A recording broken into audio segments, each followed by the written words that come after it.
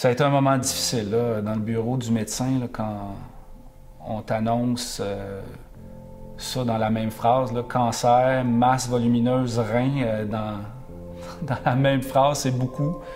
Moi, je me suis senti dépossédé de mon corps. C'était comme si mon corps devenait tout à coup engourdi. J'avais vraiment l'impression que j'étais plus dans mon corps, que j'étais plus dans le bureau.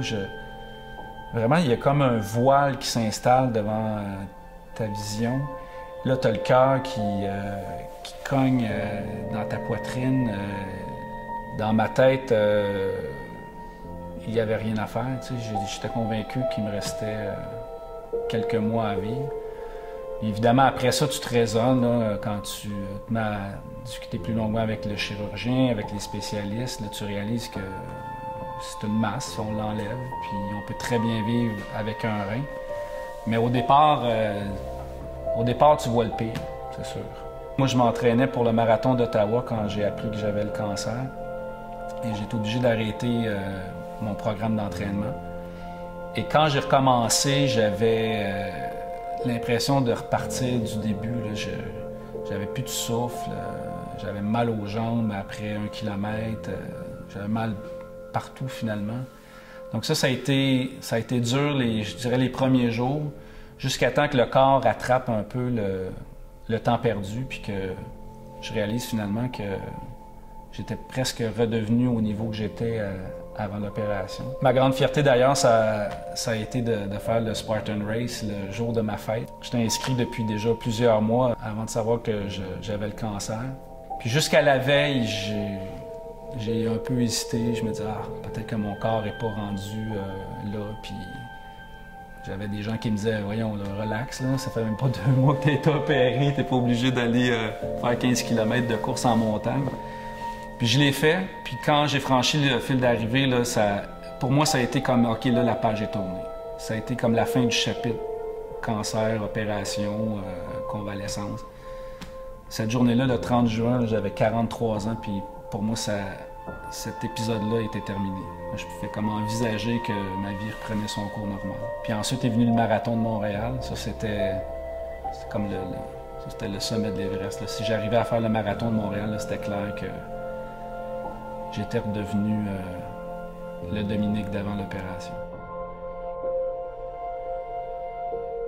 Moi, j'ai décidé, quand j'ai appris que j'avais le cancer, que ça allait pas prendre le dessus sur ma vie. Et c'est pour ça que j'ai recommencé à travailler 3 jours après l'annonce chez le médecin. J'enregistrais Vlog à TVA avec un invité, puis personne qui était au courant. Là. Salut tout le monde, cette semaine à Vlog, on accueille quelqu'un que vous connaissez bien. Je me suis dit, c'est pas vrai que le cancer va me dominer et va faire en sorte que ça va modifier la vie que j'aime. Aujourd'hui, je vais bien. Je vais même très bien. Je me sens en pleine forme. C'est sûr que c'est encore douloureux, tu sais, puis on m'a dit que ça allait prendre au moins 1 an là, avant que les douleurs de l'opération, la cicatrice, tout ça disparaissent totalement. Donc, mais ça m'empêche pas de rien faire, tu sais.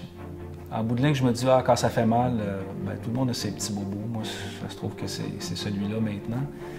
Mais sinon, de façon générale, ça va bien. J'aime la vie et la santé est revenue. J'ai décidé que j'allais en parler publiquement parce que j'ai compris assez rapidement dans le processus que les témoignages des autres nous font beaucoup de bien.